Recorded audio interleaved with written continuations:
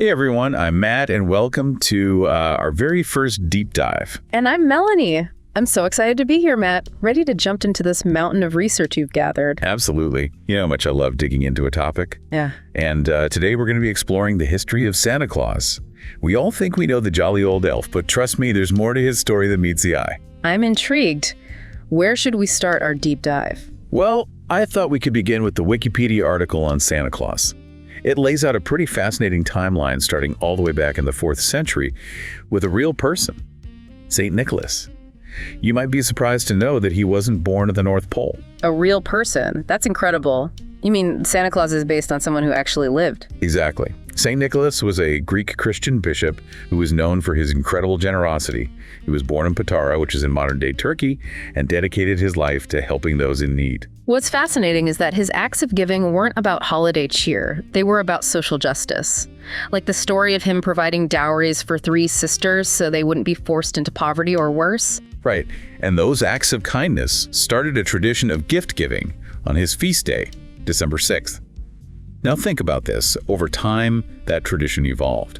After the Reformation, many countries shifted the gift-giving to Christmas Eve or Christmas Day. But the spirit of St. Nicholas's generosity remained at the heart of the celebration. It's amazing how one person's legacy can have such a lasting impact, shaping traditions that are celebrated centuries later. It makes you wonder if St. Nicholas had lived a different life. Would Christmas be the same holiday we know today? That's a great question. It really makes you think about the power of individual actions, doesn't it? But, you know, the History.com article I sent you points out that there are other gift-giving figures who were also inspired by St. Nicholas, like Santa Claus in Holland and Christkind in Germany. It's like a whole family of Santa figures spread across the globe, each with their own unique twist on the gift-giving tradition. Santa Claus, for instance, still rocks that bishop look, while Christkind is often portrayed as a beautiful angelic figure. And then we have the English Father Christmas. Initially, he was less about gifts and more about embodying the spirit of good cheer, food, and revelry during the holiday season. He's been depicted in various ways throughout history, sometimes in green robes, sometimes scarlet. Quite a fashion icon, really. It seems every culture adapted the essence of generosity in their own way, but it was 19th century America that gave us the Santa Claus we know and love today. That's right. You can't talk about modern-day Santa without mentioning Clement Clarke Moore's poem, "'Twas the Night Before Christmas." His vivid descriptions really solidified the image of Santa as the jolly elf with a sleigh and reindeer. It's amazing how that poem captured our imaginations. I mean, who doesn't picture Santa as chubby and plump, a right jolly old elf? And let's not forget Thomas Nast. His illustrations added the iconic red suit, the North Pole workshop, and even Mrs. Claus. By the way, did you know that Santa's red suit was already gaining popularity before Nast's illustrations? I found some Puck magazine covers from the early 1900s featuring Santa sporting the red look. That's really interesting. So even before Nast, the idea of Santa in a red suit was starting to take hold. Yeah. It's like everyone had a hand in creating the Santa Claus we know today. It's You are right there, Matt. You seem a little on edge. Oh yeah, I'm fine. Just a lot to think about. You know, all this Santa stuff is pretty wild. I hear you. It's definitely a lot to unpack. But are you sure everything's okay? You keep fidgeting with something in your pocket? It's nothing really. Just pre-show jitters, I guess. It's our first episode after all. Big day. Okay, well, let's get back to it then. Why don't we move on to Santa's commercialization, shall we? It's fascinating how a figure like Santa Claus, who started as a symbol of generosity and religious devotion, became such a prominent figure in advertising and marketing. Yeah, I know, right? The History.com article talks about how department stores were already featuring Santas back in the 1840s.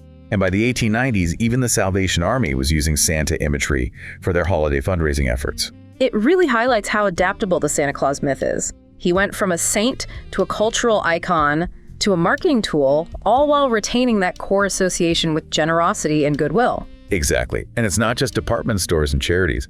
Think about Coca-Cola and those classic Santa ads they've been running for decades. It's almost impossible to imagine the holiday season without those images of Santa enjoying a Coke. Speaking of iconic Santa images, remember Rudolph the Red-Nosed Reindeer? Oh, absolutely. It's a classic. Who doesn't love Rudolph? Well, did you know he actually started as a marketing ploy? Montgomery Ward, a department store, created Rudolph in 1939 as part of a Christmas promotion. Really? I had no idea. It's true. They hired a copywriter to come up with a Christmas story to give away to shoppers, and that's how Rudolph was born. The story was a hit, And a few years later, Gene Autry turned it into the song we all know and love. It's amazing how a character created for commercial purposes can become such a beloved part of our culture. I guess there's something genuinely heartwarming about Rudolph's story of overcoming adversity and finding acceptance. But Matt, you're doing it again. You seem distracted. Is that thing in your pocket bothering you? Oh, this. Nah, it's nothing. Just a reminder note for myself. Yeah. Gotta stay organized with all this research. A reminder note. You've been clutching it like it's top secret intel this entire time. Matt, come on. What's going on? You've been on edge since we started. Really, it's nothing. Just a bit overwhelmed, I think. First episode jitters and all that. I get. Matt, I know you. And something is definitely off. We're supposed to be partners in this, remember? Honesty is kind of important. I know. It's a little hard to explain. Try me. We're talking about Santa Claus, for crying out loud. How bad could it be? It's not about what's in this thing. It's more about where it came from. Or, who I think it came from. This is starting to sound a bit ridiculous, Matt. We're diving into the history of Santa Claus here, not uncovering some deep, dark conspiracy. Okay. But hear me out.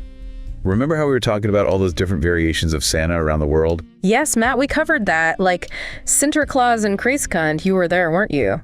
Right. Well, what if there's like a darker side to Santa? One that doesn't make it into the history books. A darker side? Matt, you're starting to lose me. Think about Krampus. That creature who punishes naughty children. Maybe that's who sent me this. Matt, Krampus is a figure from Alpine folklore. He's not lurking in the shadows sending you cryptic messages. I know. But remember how in the Netherlands, Sinterklaas has those helpers called Pieten?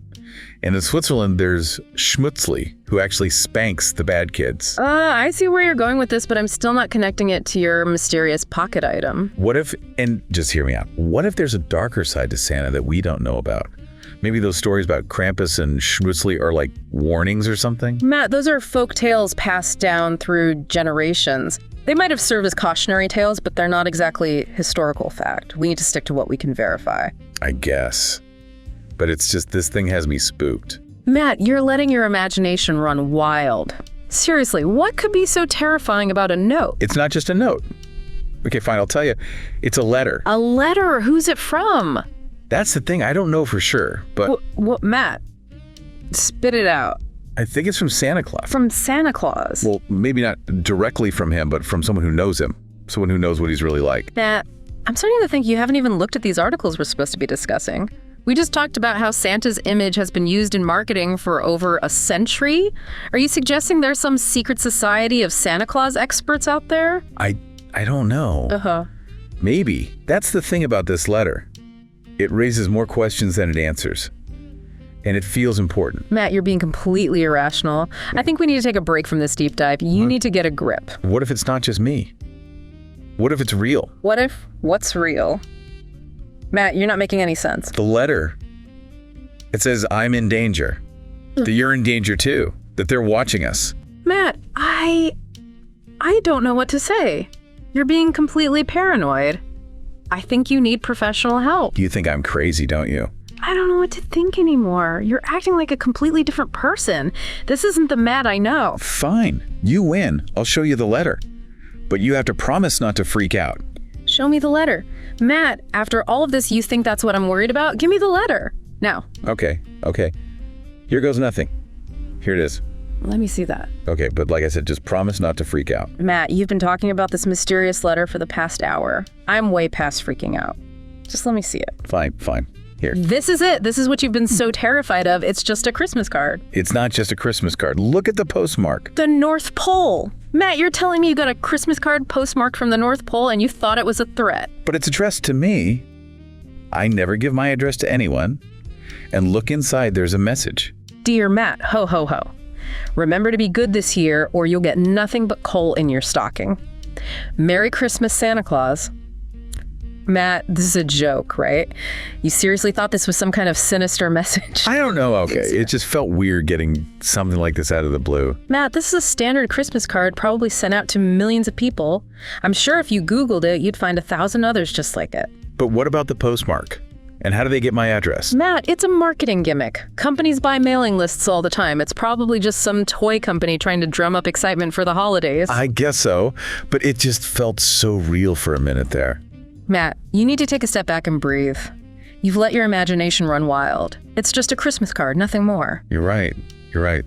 I'm so sorry I ruined our first episode with all this craziness. It's okay, Matt. We all have our moments.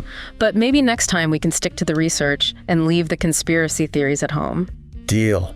And hey, maybe this whole ordeal can be our first deep dive takeaway for our listeners. Oh, and what would that be?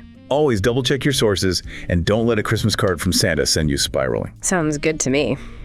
So, as we learned today, the story of Santa Claus is a fascinating journey through history, religion, folklore, and commercialism. From a real-life 4th century bishop to the jolly old elf we all know and love, his image has evolved over centuries to become an integral part of Christmas celebrations worldwide. It just goes to show that sometimes even the most fantastical figures have roots in reality. And who knows what other seemingly mythical figures might have a fascinating historical backstory waiting to be uncovered. Thanks for joining us on our very first deep dive. We'll see you next time. Bye, everyone. Happy holidays.